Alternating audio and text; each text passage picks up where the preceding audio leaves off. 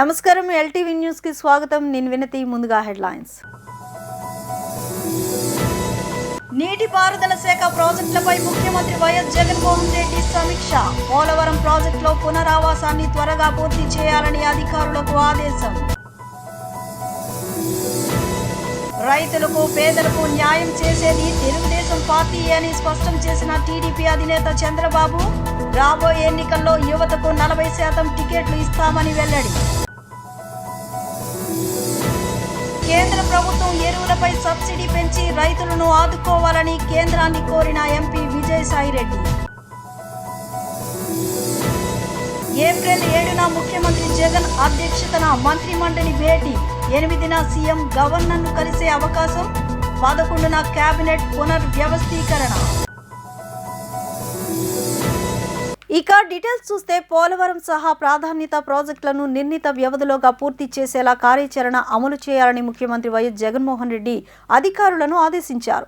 పోలవరం ప్రాజెక్టులో పునరావాసాన్ని త్వరగా పూర్తి చేయాలని, డీబీటీ పద్ధతిలో ఆర్&ఆర్ ప్యాకేజీలు చెల్లించాలని వెల్లడించారు.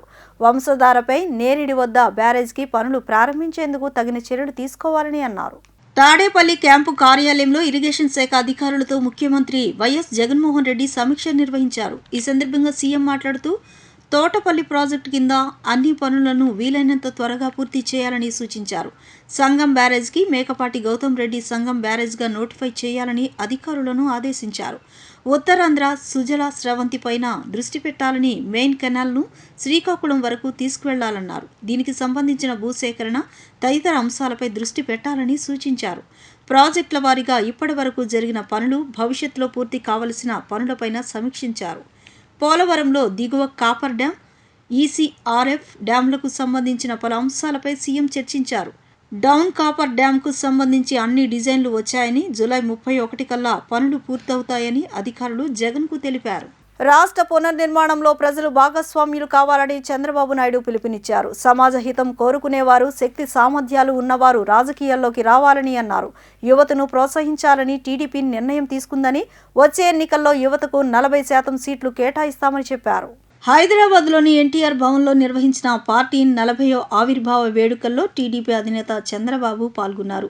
ఎన్టీఆర్ విగ్రహానికి పూలమాలలు వేసి నివాళులర్పించారు. ఈ సందర్భంగా ఆయన మాట్లాడుతూ స్వర్గీయ నందమూరి తారక రామారావు తెలుగువారి ఖ్యాతిని ప్రపంచవ్యాప్తంగా చాటి చెప్పారని కొనియాడారు.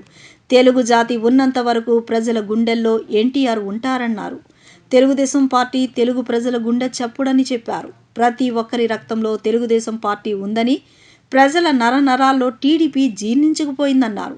21 ఏళ్లు అధికారంలో, 19 ఏళ్లు ప్రతిపక్షంలో ఉన్నా తమది ప్రజాపక్షమేనని చెప్పారు. నవతరానికి నాంది పలిగిన గొప్ప వ్యక్తి ఎన్టీఆర్ అని కొనియాడారు. పటేల్ పట్వారీ వ్యవస్థను రద్దు చేసి మహిళలకు ఆస్తిలో సమాన హక్కులు తీసుకువచ్చిన ఘనత ఎన్టీఆర్కే దక్కుతుందని అన్నారు. మహిళలకు రిజర్వేషన్లు వచ్చాక రాజకీయాల్లోకి వస్తున్నారన్నారు. వెనుకబడిన వర్గాలకు తమ పార్టీ ప్రాతినిధ్యం ఇచ్చిందని గుర్తు చేశారు. యువతను ప్రోత్సహించాలని టీడీపీ నిర్ణయం తీసుకుందని, వచ్చే ఎన్నికల్లో యువతకు 40% సీట్లు కేటాయిస్తున్నామన్నారు. ప్రతి ఒక్కరి రక్తంలో తెలుగుదేశం పార్టీ ఉంది. పసుపు రంగే మీ రక్తం కోస్తే తెలుపు రంగు కాదు, నరాల్లో జీర్ణించకపోయింది తెలుగుదేశం పార్టీ. అలాంటి తెలుగుదేశం పార్టీ ఈరోజు మనం చూసినప్పుడు 40 సంవత్సరాల్లో 21 సంవత్సరాల అధికారంలో ఉన్నాం, 19 సంవత్సరాలు ప్రతిపక్షంలో ఉన్నాం. అధికారంలో ఉన్నా, ప్రతిపక్షంలో ఉన్నా ఎల్లప్పుడూ ప్రజాపక్షమే తప్ప ఇంకొక ధ్యాస లేని పార్టీ తెలుగుదేశం పార్టీ. ఇంకో పక్కన మీరు ఒకసారి ఆలోచిస్తే తెలుగుదేశం పార్టీ అనగానే ఒకటి గుర్తొస్తుంది. తెలుగుదేశం పార్టీకి ముందు, తెలుగుదేశం పార్టీ తర్వాత.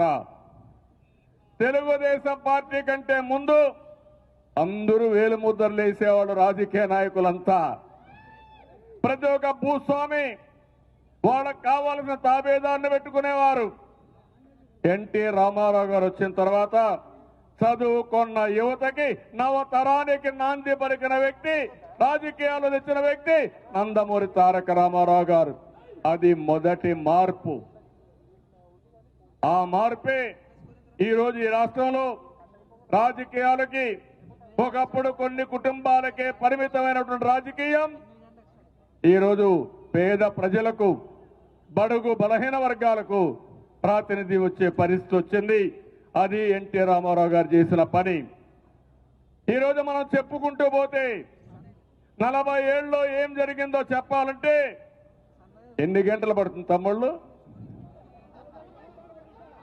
40 గంటలు పడుతుందా? 400 గంటలు పడుతుందా?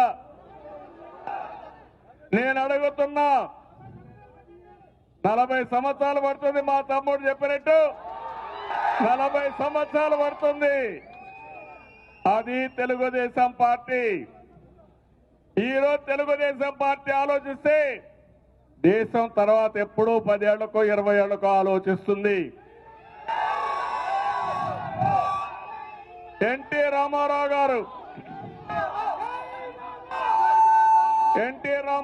2 రూపాయల కేజీ బియ్యం పెట్టారు.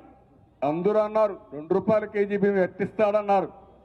ఎట్టిస్తా చేసి చూపిస్తానని చెప్పి చేసి చూపించిన వ్యక్తి నందమూరి తారక రామారావు.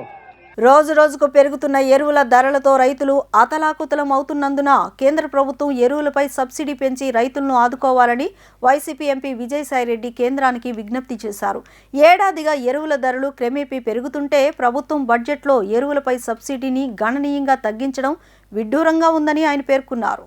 రాజ్యసభ 0 అవర్లో వైసీపీ ఎంపీ విజయసాయిరెడ్డి మాట్లాడుతూ గత ఏడాదిగా ఎరువుల ధరలు గణనీయంగా పెరగడంతో రైతులు తీవ్రంగా ఇబ్బందులు పడుతున్నారని చెప్పారు.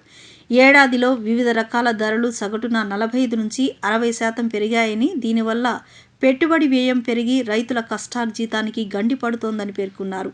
ఇప్పటికే అనేక సమస్యలతో కొట్టిమిట్టాడుతున్న రైతులకు పెరిగిన ఎరువుల ధరలు శరాఘాతంగా పరిణమించాయని అన్నారు.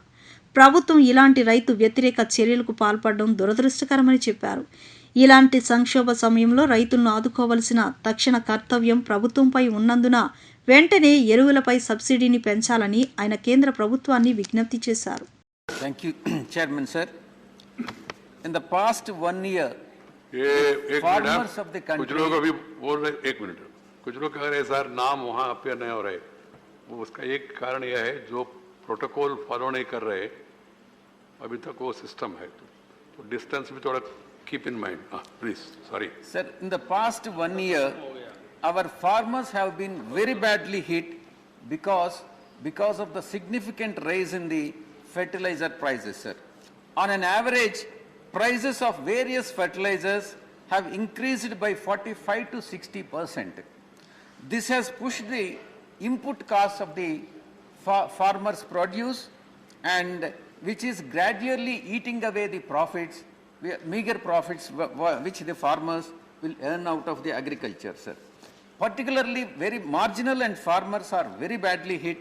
The hike in fertilizer prices, another addition to the already long list of problems which farmers are facing, sir. With the ongoing conflict between Russia and Ukraine, the fertilizer supply chain is expected to be hit very badly and anticipated, since Russia and Ukraine contribute to 10% of the India's total fertilizer imports from these two countries, sir. It is likely that fertilizer prices will see the same fate as petrol and LPG prices, which have gone up. Crude oil prices have gone up significantly. Another hike in fertilizer prices will further the agony of our farming community, sir. In the current year budget, which Honorable Finance Minister has presented, there was a 30% reduction in fertilizer subsidy from 1.4 lakh crores to 1.05 lakh crores, sir. It is baffling that the government has reduced the fertilizer subsidies when fertilizer prices have been on the rise in the past 1 year, sir. This anti-farmer move of the government is highly deplorable and unfortunate. In the hour of crisis, the government must do the right to the farming community, and hence I urge the government to increase the farmer subsidy for the farmers at the earliest, sir. Thank you very much. Thank you.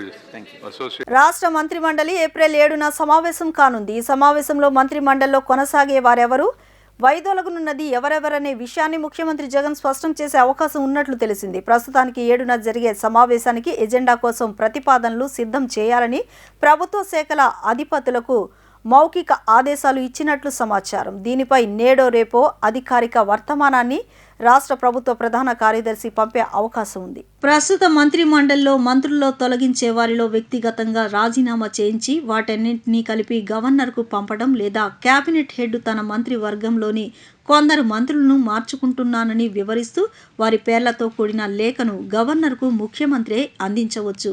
వాటిని ఆమోదిస్తూ ఆయా ఖాళీలను governor notify చేయాల్సి ఉంటుంది. తర్వాత ఆయా ఖాళీలో కొత్తగా నియమించుకోనున్న వారి పేర్ల జాబితాలను ముఖ్యమంత్రి గవర్నర్కు సమర్పిస్తారు. దాన్ని ఆమోదించి కొత్త మంత్రుల ప్రమాణ స్వీకారానికి సమయాన్నివ్వాలని గవర్నర్ను కోరతారు. 7న మంత్రిమండలి భేటీ జరుగునుండగా మరుసటి రోజు 8న ముఖ్యమంత్రి జగన్ గవర్నర్ విశ్వభూషణ్ హరిచందన్ను కలవనున్నట్లు సీఎంఓ సమాచారం. దీన్ని బట్టి 8న గవర్నర్ను కలిసినప్పుడు రాజీనామా చేస్తున్న మంత్రుల జాబితాలను అలాగే కొత్తగా కేబినెట్లోకి తీసుకోనున్న వారి జాబితాను గవర్నర్కు ముఖ్యమంత్రి సమర్పించే అవకాశాలున్నట్లు విశ్వసనీయ సమాచారం. ఏప్రిల్ 11న మంత్రిమండలి పునర్వ్యవస్థీకరణ జరగవచ్చనే వాదనకు ఈ పరిణామాలు బలాన్ని చేకూరుస్తున్నాయి. సీఎం జగన్ను Mulk holdings international chairman Nawaz Shahnaz Shaji Ul Mulk, vice chairman Nawaz Adnal Ul Mulk కలిశారు. ఏపీలో ముల్క్ హోర్డింగ్స్ బిజినెస్ ప్రణాళికపై సీఎంతో చర్చించారు. తాడేపల్లి క్యాంపు కార్యాలయంలో ముఖ్యమంత్రి వైఎస్ జగన్మోహన్ రెడ్డిని ముల్క్ హోర్డింగ్స్ ఇంటర్నేషనల్ ప్రతినిధులు కలిశారు. అల్యూమినియం కాయిన్స్ తయారీ, కాయిన్ కోటింగ్కు ఉపయోగించే హై పర్ఫార్మెన్స్ పెయింటింగ్స్ తయారీ, aluminium coin coating production lines, film manufacturing unit, mineral course production lines, aluminium composite panels, metal composite materials production lines ఏర్పాటు చేసేందుకు ముల్క్ హోర్డింగ్స్ ముందుకు వచ్చింది. ఇటీవల దుబాయ్లో దివంగత మంత్రి మేకపాటి గౌతమ్ రెడ్డి పర్యటనలో ఏపీ ప్రభుత్వంతో ముల్క్ హోర్డింగ్స్ ఎంఓయూ చేసుకుంది. 1500 కోట్లు పెట్టుబడితో 1000 మందికి ప్రత్యక్షంగా, 2000 మందికి పరోక్షంగా ఉద్యోగ ఉపాధి అవకాశాలు లభించనున్నాయి. ప్రజలే దేవుళ్ళు అనే నినాదంతో ఎన్టీఆర్ ముందుకు సాగారని తెలుగువారి ఆత్మ గౌరవం తెలుగుదేశం పార్టీ అని జాతీయ ప్రధాన కార్యదర్శి నారా లోకేష్ అన్నారు. రికార్డులు సృష్టించాలన్నా వాటిని తిరగరాయాలన్నా తెలుగుదేశంతోనే సాధ్యమని చెప్పారు. బడుగులకు 1982లోనే అసలైన స్వాతంత్రం వచ్చిందని తెలిపారు. తెలుగుదేశం పార్టీ 40వ ఆవిర్భావ వేడుకల్లో భాగంగా నారా లోకేష్ ఆధ్వర్యంలో భారీ బైక్ ర్యాలీ నిర్వహించారు. ఉండవల్లిలోని చంద్రబాబు నివాసం నుంచి మంగళగిరి మీదుగా పార్టీ కేంద్ర కార్యాలయం వరకు నిర్వహించిన బైక్ ర్యాలీలో కార్యకర్తలతో కలిసి లోకేష్ బైక్ నడిపారు. ఈ సందర్భంగా ఏర్పాటు చేసిన బహిరంగ సభలో లోకేష్ మాట్లాడుతూ రికార్డులు సృష్టించాలన్నా వాటిని తిరగరాయాలన్నా తెలుగుదేశంతోనే సాధ్యమని అన్నారు. తెలుగుదేశం పార్టీ అన్స్టాపబుల్ ప్రజల పార్టీ అని, జగన్ రెడ్డిది గాలి పార్టీ అని దుయ్యబట్టారు. ముఖ్యమంత్రి జగన్ది కేర్ ఆఫ్ అడ్రస్ లేని పార్టీ అని విమర్శించారు. ఎన్నికలకు మరో 2 ఏళ్లు ఉన్నందున నాయకులు, కార్యకర్తలు ప్రజల్లో ఉండి వారి సమస్యలను పరిష్కరించాలని సూచించారు. తెలుగుదేశం కుటుంబ సభ్యులను ఇబ్బంది పెట్టిన అధికారులు, వైసీపీ నేతలకు సినిమా మొదలవుతుందని హెచ్చరించారు. విశ్వవిఖ్యాత నట సార్వభౌమ స్వర్గశ్రీ నందమూరి తారక రామారావు గారు స్థాపించిన పార్టీ తెలుగుదేశం పార్టీ. మన రాముడు చంద్రన్న నడిపిస్తున్న పార్టీ తెలుగుదేశం పార్టీ. సమాజమే దేవాలయం, ప్రజలే మన దేవుళ్ళు అనే నినాదంతో మన దేవుడు ఎన్టీఆర్ ముందలికెళితే సమాజంలో పేదరిక నిర్మూలన ఏకైక లక్ష్యంగా పెట్టుకుని ముందుకి నడుస్తున్న మన రాముడు చంద్రన్న.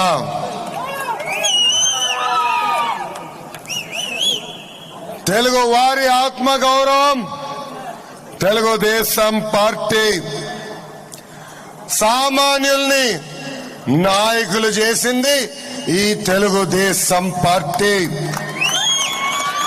1982లో తెలుగుదేశం పార్టీ మొదటి ఎన్నికల్లో 20 మంది డాక్టర్లు, 8 మంది ఇంజనీర్లు, 47 మంది లాయర్లు, 125 మంది గ్రాడ్యుయేట్లు, 28 మంది పోస్ట్ గ్రాడ్యుయేట్లు టికెట్లు ఇచ్చిన ఏకైక పార్టీ మన తెలుగుదేశం పార్టీ. బడుగు బలహీన వర్గాలకి అసలైన స్వాతంత్రం వచ్చింది 1982లో. సమాజంలో సగం ఉన్న బీసీలకి అధికారం అందించింది తెలుగుదేశం పార్టీ. చట్టసభల్లో బీసీల్ని గౌరవంగా కూర్చోబెట్టింది మన party Telugu Desam party.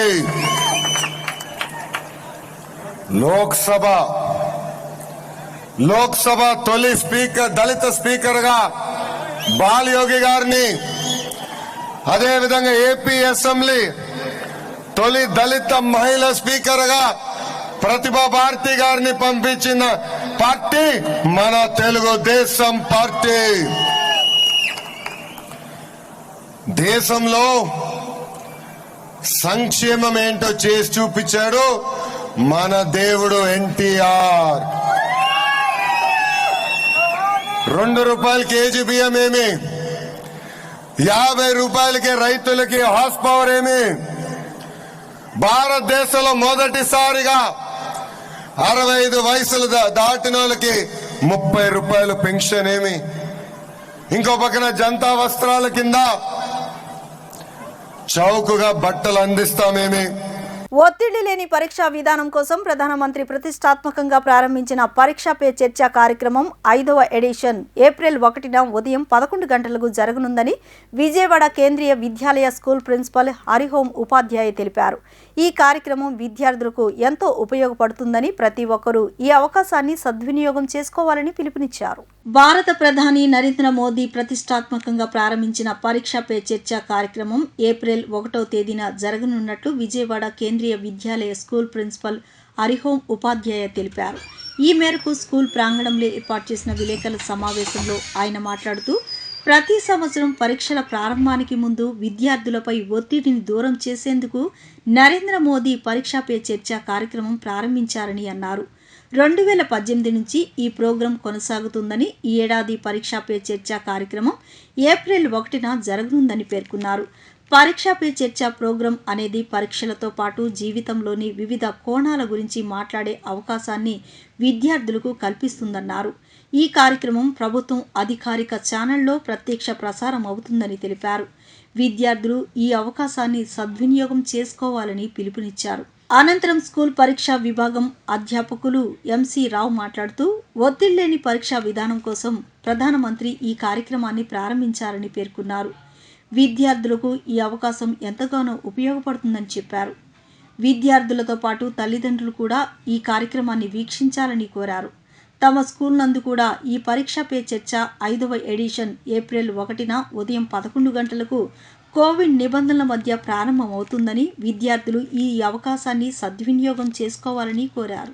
Press meet has been called for update you regarding latest information of Pariksha Pe Charcha. This flagship program of Government of India is very close to the heart of our Honorable Prime Minister Sri Narendra Modi ji. So we have received this information from Press Information Bureau, Government of India, and this Pariksha Pe Charcha is a very important program which is to disseminate information to our students and make them free from any fear from examination, and any stress, any tension is not favorable and fruitful to the students.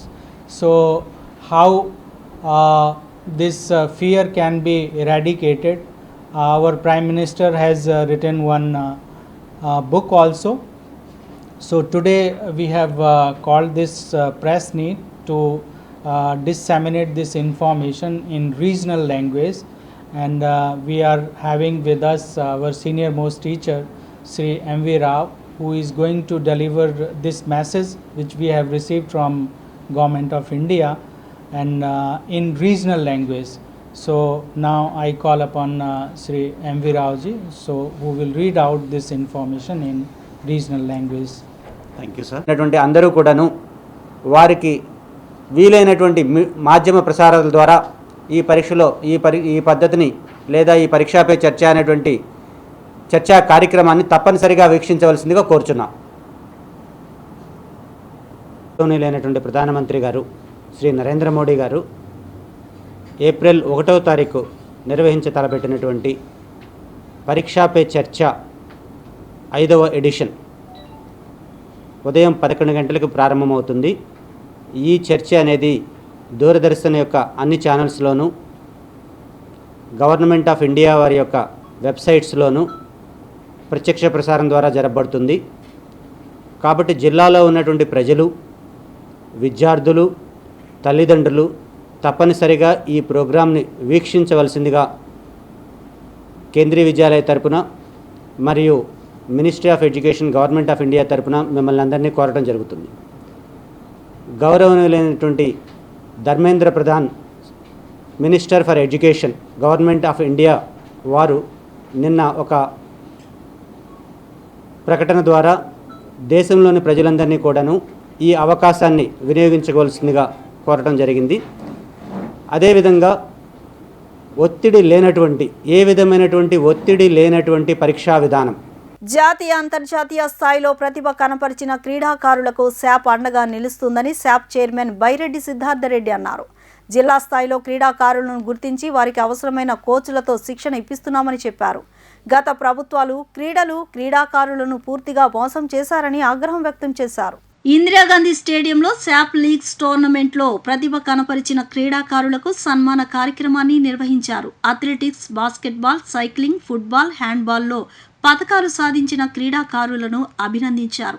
ఈ సందర్భంగా SAAP chairman Byreddy Siddhartha Reddy మాట్లాడుతూ క్రీడాకారులకు రాష్ట్ర ముఖ్యమంత్రి YS Jaganmohan Reddy అండగా నిలుస్తున్నారన్నారు. క్రీడల పట్ల ఆసక్తి చూపిన ప్రతి ఒక్కరికి భవిష్యత్తులో మంచి ఉపాధి అవకాశాలు లభిస్తాయని పేర్కొన్నారు. రాష్ట్రంలోని విద్యార్థులు క్రీడల పట్ల ఆసక్తి చూపడం వల్ల వారి జీవితాల్లో మార్పులు వస్తాయని అన్నారు. రాష్ట్రంలో నైపుణ్యం కలిగిన కోచ్ల చేత క్రీడాకారులకు శిక్షణ ఇస్తున్నామని చెప్పారు. ఈరోజు రాష్ట్రంలో ఈ శాప్ లీగ్స్ అనేటివి ఇంత విజయవంతంగా జరిగినాయంటే దానికి ముఖ్యమైన కారణం ఎవరు? దానికి ముఖ్యమైన కారణం మా ఎండి గారు ప్రభాకర్ రెడ్డి గారు. ఎందుకు ఈరోజు ఈ విషయం మేము చెప్తున్నామంటే, ఎవరికైనా కూడా ఒక ఆలోచన రావడం చాలా సులభం, కానీ వచ్చిన ఆలోచనను ఆచరణలో పెట్టడమే చాలా ఇంపార్టెంట్. మీరు కూడా అనుకునింటారు, బాస్కెట్బాల్లో కానీ, ఫుట్బాల్లో కానీ, అథ్లెటిక్స్లో కానీ, సైక్లింగ్లో కానీ మేము గెలిచాలనే వచ్చింటారు అందరు కూడా. కానీ గెలిచాలంటే దానికోసం ఎంతో కష్టం చేయాలా, ఎంతో శ్రమ చేయాలా, ఎంతో పట్టుదల ఉండాలా.